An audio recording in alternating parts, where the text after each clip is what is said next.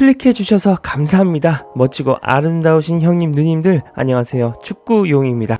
오늘도 여러분들이 좋아하시는 포스테코글루 감독의 인터뷰 전문 가지고 왔습니다.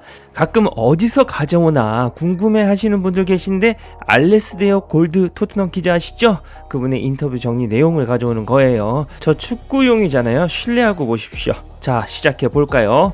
자, 다음 경기는 브라이튼입니다. 경기를 앞두고 엔지 감독은 토트넘에 대한 모든 내용에 대해서 설명해 줬는데요. 최근 부상 소식에 대한 문제부터 이야기해 줬습니다. 로메로의 상태가 좋지 않다. 얼마 전에 스캔을 받았다. 햄스트링에 염자가 있다고 하더라. 4주에서 5주 정도 걸릴 것 같다. 지난 경기에 다른 모든 선수들, 그날 우리가 만들어낸 숫자들 측면에서 육체적으로 꽤 힘들었다. 우리와 에버튼 모두 말이다. 정말 대단했다. 선수들이 조금 피곤한 건 사실이지만 매주 쉬었기 때문에 다른 선수들은 괜찮을 것이라고 말했습니다. 벤치에서 아이싱 하면서 무표정 하길래 가볍게 근육이 올라온 건지 알았는데 햄스트링이네요. 그렇다면 로메로를 잃은 것이 얼마나 실망스러운지, 그리고 1월 계획에 차질이 생기는지에 대한 질문에는 이렇게 답했습니다. 아니다. 아무것도 바뀌지 않는다. 크리스티안을 잃은 것은 분명 실망스러운 일이다. 출전 정지 기간 동안 크리스티안을 잃었고 이제 막 복귀해 어느 정도 안정을 되찾았는데 다시 상당 기간 동안 결장하게 되었으니 말이다. 하지만 시간을 앞당길 수는 없다는 사실은 변하지 않는다.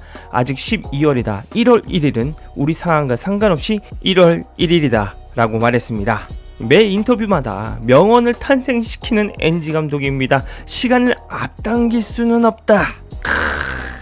그리고 우리 팬들이 가장 궁금해하실 만한 손흥민 선수에 대한 소식도 있었습니다. 손흥민, 비수마, 사르가 다음 달에 떠날 날짜는 아직 정해졌냐는 질문이었는데요. 아직 정해지지 않았고 새 전야제 경기에는 영향을 미치지 않을 것이다. 지금 세 선수와 대화 중이다. 비수마는 출전 정지라서 조금 일찍 떠날 것이다. 파페와 소니는 1월 초가 될 것 같지만 아직 공식적으로 확정되지는 않았다고 말했습니다. 1월 초라. 혹시 손흥민 선수 FA컵 뛰고 가는 건가요? 그리고 손흥민의 공백이라면 역시 히샬리송의 질문은 따라오게 되어 있습니다. 히샬리송이 정말로 부상해서 자유로워졌는지에 대한 질문을 받았는데요. 그렇다. 몇 번 말했듯 선수도 사람이기 때문에 육체적으로든 정신적으로든 자신의 컨디션이 100%가 되지 않으면 경기력에 영향을 미치게 된다. 지금 그의 인생의 모든 것이 장밋빛인 것은 아니며 여전히 문제가 있겠지만 특히 신체적인 측면, 수술 회복 후 훈련에 복귀했을 때 그가 움직이는 방식과 훈련하는 방식에서 자신에 대해 훨씬 더 나아졌다는 걸 알 수 있다. 움직임이 훨씬 자유로워졌다. 그 덕분에 무엇보다도 자신의 몸에 대한 자신감과 믿음을 가지고 경기에 임할 수 있었다고 생각한다. 그가 재능이 있는 선수라는 것은 의심의 여지가 없다. 프리미어 리그에서 많은 골을 넣었으니까 말이다. 그는 국가를 위해 뛰었지만 동시에 인간이기 때문에 상황이 좋지 않을 때가 있다. 그것은 경기력에 영향을 미치고 결과에도 영향을 미친다라면서 여전히 히샬리송에게 신뢰를 보냈습니다. 그리고 다음 경기 상대인 브라이튼은 만만치 않은 경기력을 보이는 팀이죠. 브라이튼은 경기 방식에 대한 많은 찬사를 받고 있다. 그들을 상대로 경기하기 어렵다는 평가를 받는데 이에 동의하는 이유는 무엇인가라는 질문을 받았습니다. 브라이튼의 축구는 환상적이다. 아마 다른 팀들과는 조금 다른 방식으로 경기를 할 거다. 아주 잘 운영되는 클럽이다. 꽤 오랫동안 그래왔다. 그레이엄 감독 시절에도 맨유는 축구 클럽으로서 발전을 거듭해왔고 로베르토가 부임한 이후에는 항상 독특한 방식으로 일을 처리해 왔으며 이를 프리미어리그에 접목시켰다. 프리미어리그는 전 세계에서 가장 치열한 리그 경쟁이 벌어지는 곳이기 때문에 남들과 다른 것을 시도하는 것을 주저하기 쉬운데 로베르토를 잘 모르지만 자신만의 방식으로 일을 하려는 의지가 강하고 공을 소유하는 방식, 빌드업 방식, 압박 방식에서 다른 많은 클럽들과는 다른 도전을 하고 있다는 걸 알 수 있다. 이런 방식으로 도전을 받는 것이 바로 이런 대회에 참가하는 이유다. 축구클럽과 로베르토 감독, 선수들이 보여주는 방식에 대해 감탄할 점이 많다라고 칭찬했습니다. 올 시즌 EPL에 신선한 충격을 준 공격 축구의 엔지볼과 상대의 압박을 즐기는 데제르비 감독의 전술 대결 볼만하겠네요.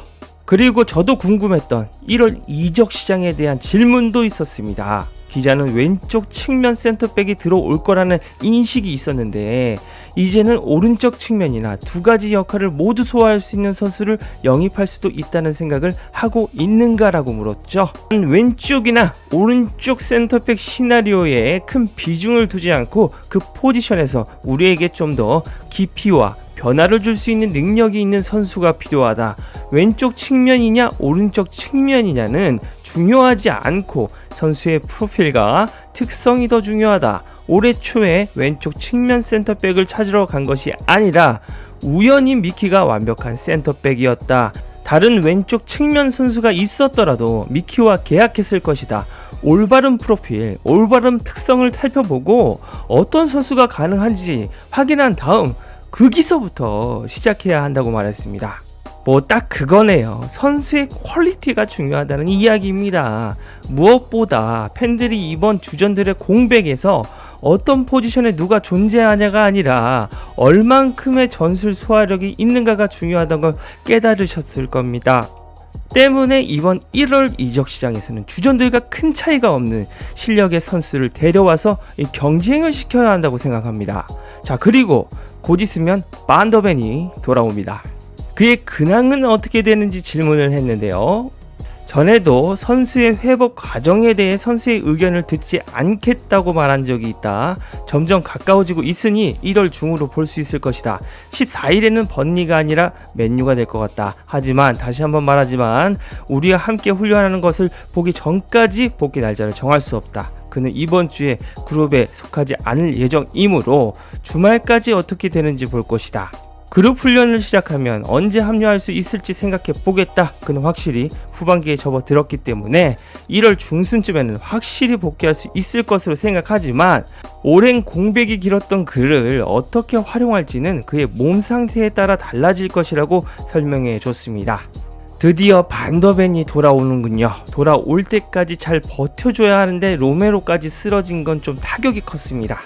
그래서 기자는 경기 출전 시간이 부족해서 들어온 센터백이 무너지지 않도록 조심해야 하는 거 아니냐는 질문을 던졌습니다. 꽤 오랫동안 그런 상태에 있었기 때문에 투입해야 했다. 선수들을 계속 기용하고 싶지만 현실적으로 유럽 대회에 출전하지 않았기 때문에 이 선수들에게 경기를 줄 경기가 없었고 필요에 따라 선수들을 투입해야 했다.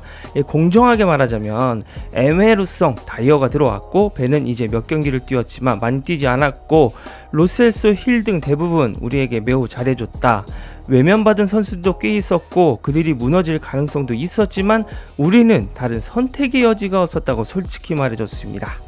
브라이튼의 축구도 굉장히 재밌죠. 그리고 데제르비 감독은 최근 5경기 중에서 아스날을 제외하고는 패배하지 않았습니다. 또한 팀 득점도 34점으로 토트넘과 3득점밖에 차이가 나지 않을 정도로 득점력도 괜찮습니다. 하지만 최근 5경기 동안 클린시트가 1경기일 정도로 실점에 대해서는 문제가 있죠. 충분히 손흥민 선수가 득점을 공략해볼 만한 여지는 많습니다.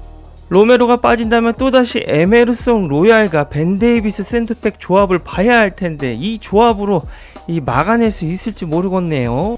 여러분들은 포스테코글루 감독의 인터뷰 잘 들으셨나요? 아무쪼록 유익한 정보가 되셨길 바랍니다.